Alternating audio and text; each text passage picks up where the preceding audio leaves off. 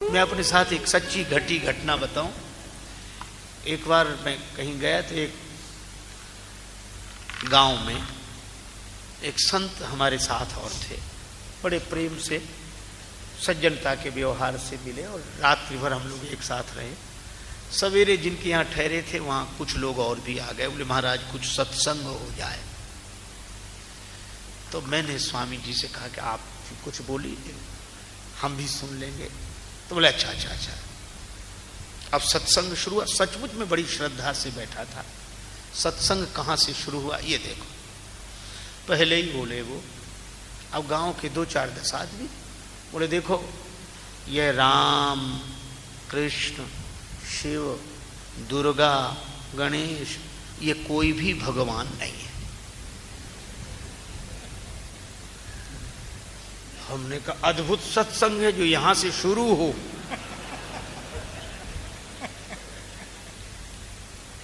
बड़ी पीड़ा हुई मन में, लेकिन हम चुप किए बैठे रहे कि और तो सुने आगे सत्संग और क्या है। तो गांव वाले बोले कि हम तो यही मानते हैं और हमारे पुरखे मानते रहे। तो हंसकर बोले गलत चीज अगर परंपरा से मानते भी रहो तो क्या वह सही हो जाएगी? ना समझी है, कल्पना है तुम्हारी, मान लिया। तो उन लोगों ने कहा कि ये भगवान नहीं है, इसका क्या प्रमाण, कैसे आप कहें? तो बोले एक बात बताओ, ईश्वर एक है कि अनेक? तो स्वाभाविक है सभी कहेंगे कि एक। अच्छा, तो बोले देखो एक चीज जो होती है वो एक जैसी दिखाई देती है। अब उनकी प्रक्रिया सुनो। बोले आंख बंद करो, तो सब लोगों ने आंख बंद कर ली। तो बोले देखो हाथी, तो सबने कहा हाँ मन से देख रहे हैं। हाथी कैसा दिखाई दे रहा? बोले एक जैसा दिख रहा है सबको, उसके सूंड है पूंछ है और एक। देखो घोड़ा, तो सबको एक जैसा। अब इसी तरह उन्होंने गाय भैंस ऊंट सब एक जैसा दिख रहा। क्यों? क्योंकि ये एक तरह के हैं, एक जैसे दिखते हैं, एक हैं। अब बोले देखो ईश्वर भगवान, तो सबको अलग अलग दिखे। किसी को धनुष वाले, किसी को मुरली वाले, किसी को त्रिशूल वाले, किसी को दुर्गा जी, किसी को गणेश जी।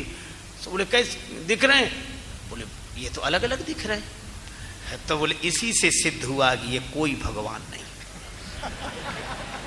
क्योंकि ईश्वर एक है और ये अनेक दिख रहे हैं, तो कैसे भगवान हो सकते हैं? ही नहीं। मैं आपसे सत्य कहता हूं, गांव वाले अवाक रह गए, हाथ जोड़कर बोले कि हमारी तो आज आंख खुली, हमें तो आज समझ में आया, अब तक तो हम धोखे में ही रहे। तो वो विजयी मुस्कान में मुस्कुराते हुए बोले इसी को सत्संग कहते जो आंख खोल दे। आंख खुल गई। यही है गुरुपद रज मृदु मंजुल अंजन नयन अमीय द्रग दोष विव। यही है, आंख खुल गई। मुझे अपार कष्ट हुआ, लेकिन भगवान ने मुझे भी प्रेरणा दी तो रहा नहीं गया। तो मैंने नम्रता पूर्वक हाथ जोड़कर कहा कि महाराज बुरा ना माने, तो आपकी ही प्रक्रिया में एक सवाल हम पूछ लें इन लोगों से। तो बोले हाँ पूछिए, संतों का तो काम ही है सत्संग करना, पूछिए।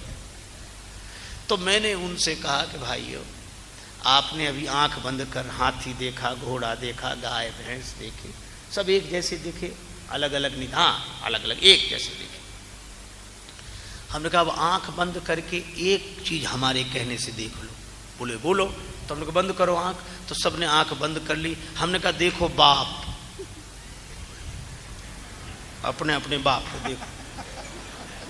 तो बोले हाँ देख रहे हैं। हमने कहा एक दिख रहा है कि अलग अलग दिख रहे हैं? तो बोले सब अलग अलग दिख रहे हैं। तो हमने कहा बाप एक होता है कि अनेक होते हैं? बाप एक होता है कि अनेक होते हैं? तो बोले बाप तो एक ही होता है। हमने कहा फिर अलग अलग क्यों दिख रहे हैं? बोले सबके अलग अलग होते हैं। हमने कहा इसी तरह ईश्वर तो एक ही है, पर भक्तों के भाव के अनुसार उनके रूप अलग अलग हैं, उसमें क्या कठिनाई है? और जो ये बात हमने कही तो गांव वाले बोले हाँ ये भी बात ठीक है, यह भी बात सही है। तो उनमें से 2-4 बोले यह भी नहीं, यही सही है। वो लोग तो प्रसन्न हो गए, लेकिन वो स्वामी जी हमसे ऐसे नाराज हुए कि हमसे बोलना तो दूर, हमारी तरफ देखना बंद कर दिया। तो हमने कहा मत देखो, कोई हर्ज नहीं, लेकिन हमारा प्रयास यह होना चाहिए कि लोग भगवान की ओर देखें। स्वामी विवेकानंद जी कहते थे कि किसी की श्रद्धा को तोड़ देना तुम्हारी प्रतिभा का, तर्क का सदुपयोग नहीं है। तर्क का, प्रतिभा का, ज्ञान का सदुपयोग यह है कि अगर दे सकते हो तो श्रद्धा को और ऊंचा स्थान दे दो। तो ऐसा ज्ञान जो भगवान से ही दूर करे, उस ज्ञान को दूर से ही प्रणाम। भरत जी कहते हैं कि सरस्वती जी हैं वहां, हम यहीं ठीक हैं, उतने न पहुंचे तो भी ठीक है।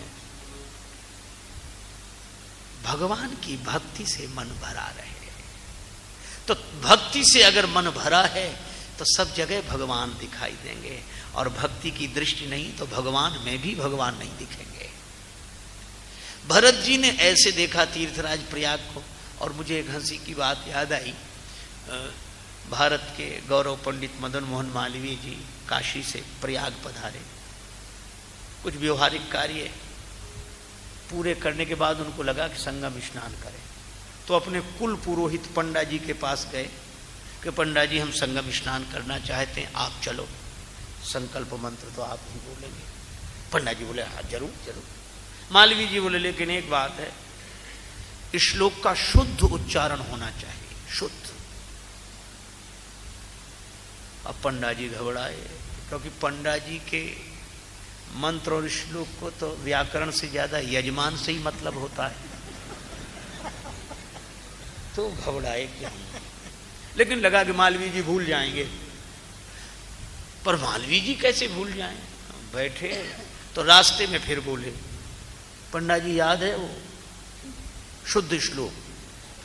अब पंडा बहुत घबराए कि ये बार बार शुद्ध कहेंगे तो हम जो शुद्ध बोलेंगे भी वह भी कहीं अशुद्ध ना हो जाए, डर के मारे।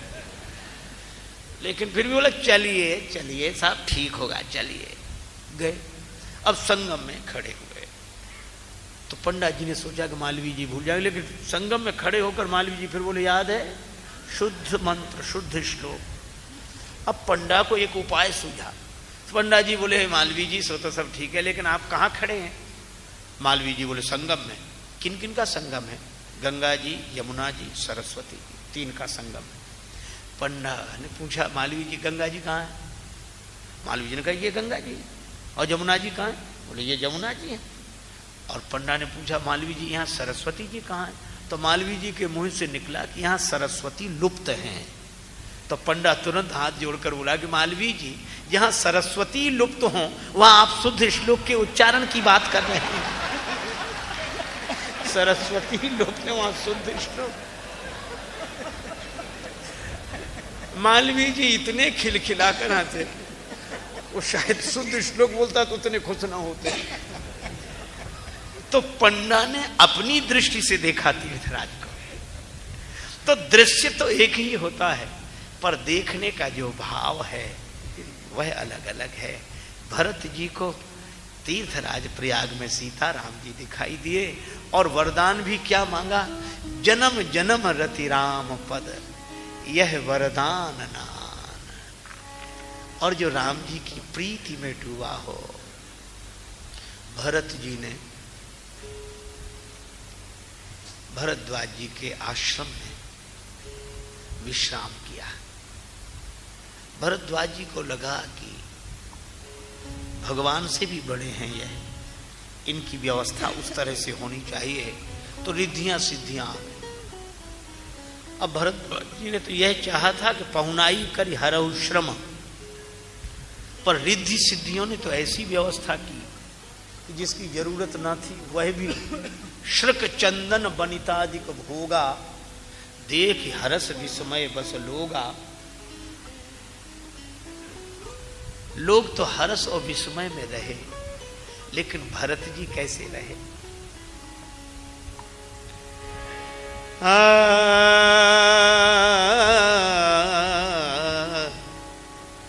चकवा और चकवी दिन भर तो साथ रहते हैं और रात में अलग अलग हो जाते हैं। एक सरोवर के उस तट पर, दूसरा उस तट पर, रात भर नहीं मिल पाते। इसीलिए कुछ भक्त कवियों ने तो कहा ही, चकवा चकवी दो जने इन्हें न मारो को, ये मारे करतार के रैन बिछोहा हो। रात्रि भर अलग अलग रहते हैं। एक आदमी बोला हमें भरोसा नहीं होता, तो दूसरे ने कहा तमाशा देखोगे? बोले हाँ देखेंगे। बोले पिंजड़े में बंद कर लो। तो चकवा चकवी को पिंजड़े में बंद किया किसी तमाशा देखने वाले ने।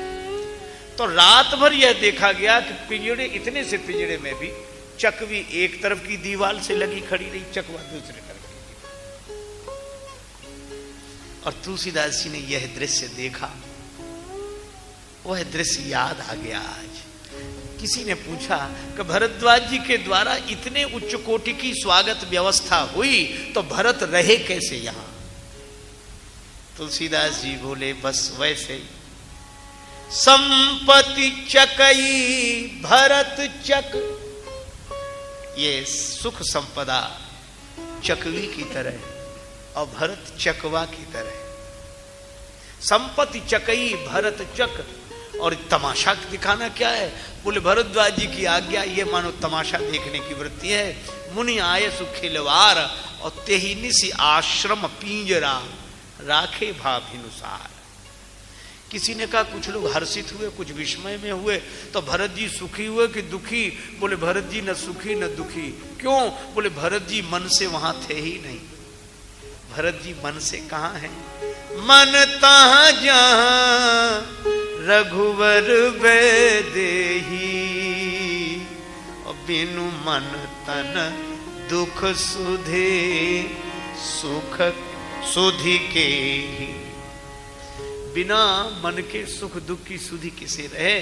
तो भरत जी भगवान के भाव में डूबे हैं, उन्हें पता ही नहीं तन के सुख दुख का निरंतर। अच्छा, जिसका मन सदा भगवान में डूबा रहे, सदा भगवान में डूबा रहे, उसे बराबर उसी की याद आती। अच्छा, और भरत जी निरंतर भगवान की याद करते हैं, इसलिए उन्हें सब जगह भगवान ही भगवान दिखाई देते हैं। वे भगवान के भाव में डूबे हैं, इसलिए पादुका में भी भरत जी को भगवान ही दिखाई देते हैं। इसलिए पादुका उठाकर सिर पर रख लेते हैं। क्यों? उनको लगा, एक महात्मा गा रहे, मन तू क्यों घबरावे रे, सिर पर सीताराम बेड़ा पार लगावे रे। मन तू क्यों घबरावे रे, मेरे मन क्यों घबरावे, सिर पर सीताराम बेड़ा पार लगावे रे। मन तू क्यों घबरावे रे, मन तू क्यों घबरावे रे।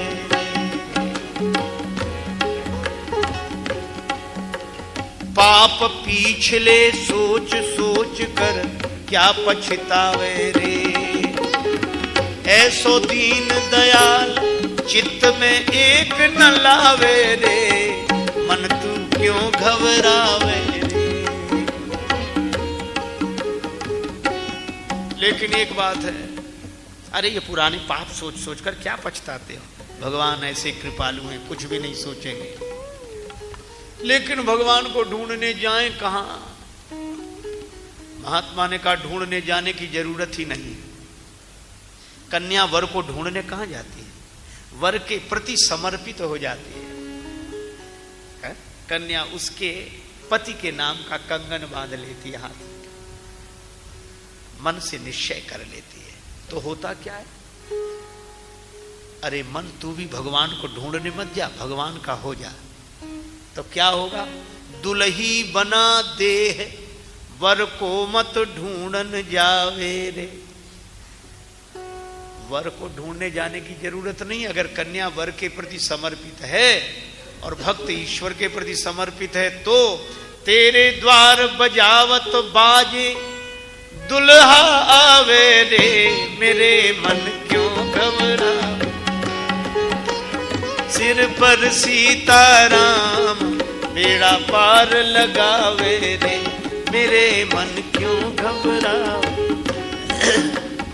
भरत जी ने भी यही सोचा कि अब तक मैं अनाथ था, मेरे सिर पर कोई नहीं था। पिताजी भी चले गए और राम जी वन में आ गए तो मेरे सिर पर कोई नहीं रहा। लेकिन जब भगवान ने पादुका दी, भरत जी बोले अब मैं निश्चिंत हो गया। क्यों? बोले अब तक मेरे सिर पर कोई नहीं था, अब पादुका के रूप में श्री सीताराम जी मेरे सिर पर हैं। और जिसके सिर पर भगवान हों, जिसके सिर पर श्री सीताराम जी हों, उसको क्या चिंता करना।